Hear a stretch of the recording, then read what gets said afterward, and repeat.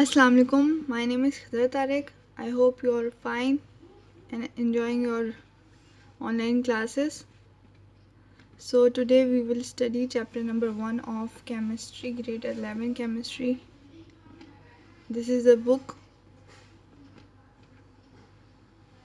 ये old book है मगर इसमें बहुत माइनर सी चेंजेस आई हैं, इसलिए मेरे पास यही वाली अभी है। तो इसका हम चैप्टर नंबर 1 स्टिचोमेट्री करेंगे। इसके जो मेन टॉपिक्स हैं वो मैं आपको बता देती हूँ। इसका पहला main topic mole, conversion factor, limiting and non limiting reactant और एक्चुअल और थ्योरेटिकल हीट। ये इम्पॉर्टेंट टॉपिक्स कह लें आप या फिर मेन टॉपिक्स कह लें, कुछ भी कह लें, तो ये हमारे इम्पॉर्टेंट टॉपिक्स हैं। और जो इस चैप्टर में जो इसके अंदर है, जो याद करने वाला है, वो मैं थ्योरी सेक्शन आपको अभी बताती हूँ। और फिर इसके बाद इसके पार्ट 1 होगा। इसके बाद जो पार्ट 2 होगा उसमें न्यूमेरिकल सॉल्व करेंगे। थ्योरी की तरफ जाने से पहले सबसे पहले आपको इसके क्वेश्चंस या टॉपिक्स पता होना चाहिए इस चैप्टर में है क्या। इसमें से थोड़ी सी चीज़ें जो हमें समझना है कि क्या है। उस क्वेश्चंस थोड़े से आते ज़्यादा नहीं आते और जो टॉपिक्स हैं वो बहुत इंपॉर्टेंट हैं। अच्छा जी, पहला क्वेश्चन है difference between actual and theoretical yield और difference between excess and limiting और नॉन लिमिटिंग रिएक्टेंट में डिफरेंस है। एक्चुअल एंड थ्योरेटिकल यील्ड में डिफरेंस है और लिमिटिंग और नॉन लिमिटिंग में डिफरेंस बताना है। Why is actual yield less than theoretical yield? Identification of limiting reactant, conversion factor, percentage composition और molar volume। ये 6 टॉपिक्स हैं जो चैप्टर नंबर 1 में इंक्लूडेड हैं। ये मैं आपको सारे करवा देती हूँ। अच्छा जी, सबसे पहला टॉपिक है difference between actual and theoretical yield. इसमें ये शॉर्ट क्वेश्चन में आता है 3 से 4 मार्क्स का। कभी कभार लॉन्ग में भी आ जाता है कि 7 मार्क्स का आ जाता है difference between actual and theoretical yield. इसके पॉइंट्स याद रखें जो मैं आपको बता रही हूँ। ऐसे करके लाइन लगा के डिफरेंशिएट लिखना है आपने। सबसे पहले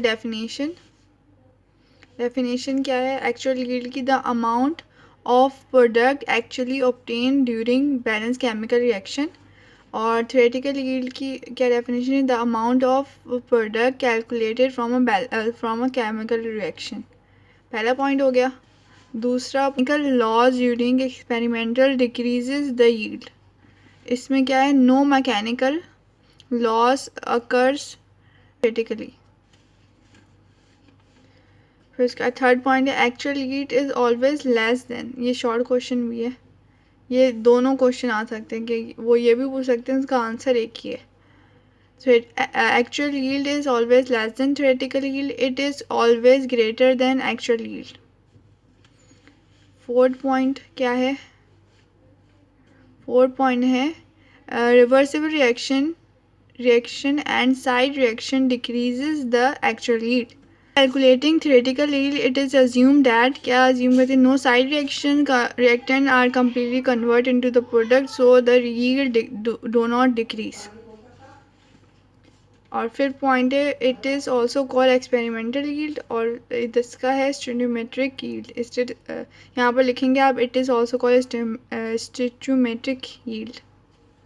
ये 5 पॉइंट थे। अब हम इसके क्वेश्चन नंबर 2 की तरफ आते हैं। Why is actual yield less than theoretical yield? अच्छा, फॉर्मेशन ऑफ बाय प्रोडक्ट, या इसे याद करने के लिए यहाँ पर पहले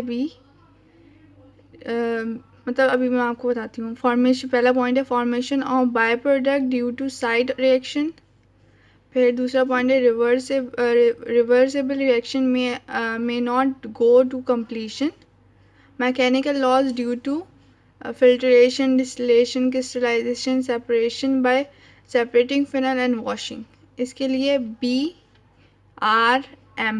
B से बाय प्रोडक्ट, R से रिवर्सिबल रिएक्शन, M से मैकेनिकल लॉस, BRY इसका शॉर्ट फॉर्म बन गया।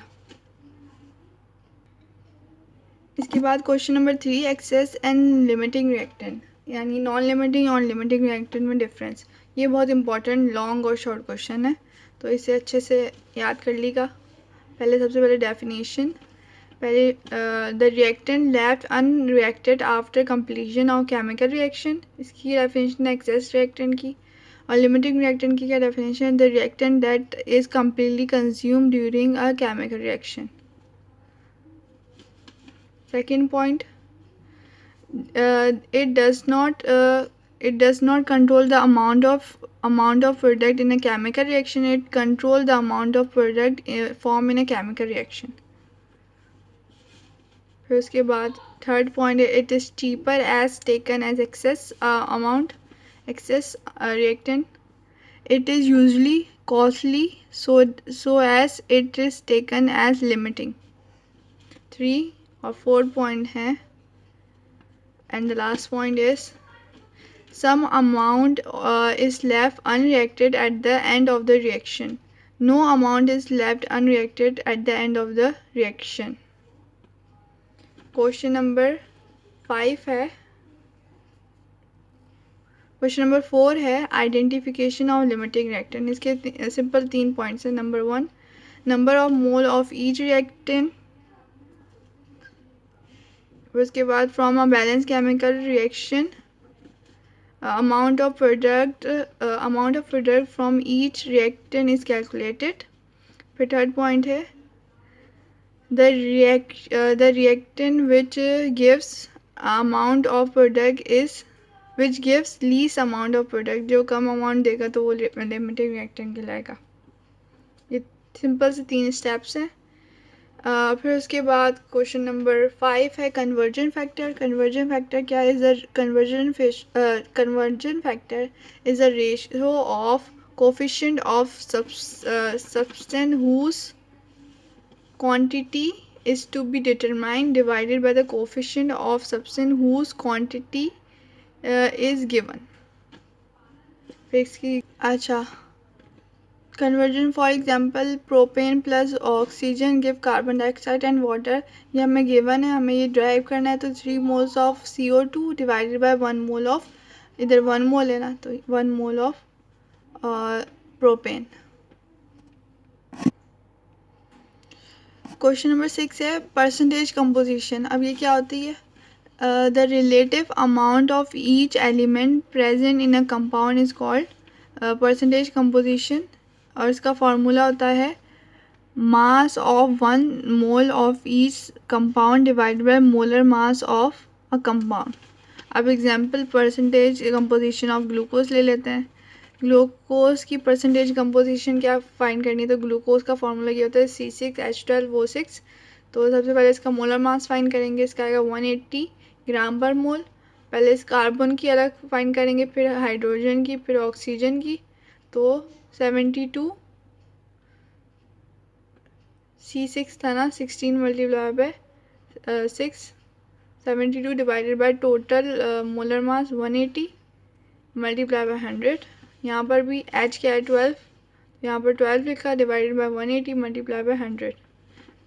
और यहाँ पर ऑक्सीजन 16 मल्टीप्लाई बाय 6 तो 98, 96, 16 मल्टीप्लाई बाय 6 तो 96 divided by 180 multiply by 100 is equal to 53.3%। यहाँ पर 40% आया है। कार्बन की परसेंटेज 40 है, हाइड्रोजन की 6.66% और ऑक्सीजन की 53.3%। Last topic molar volume. Volume of 1 mole of a gas at STP is called molar volume. Mass of 1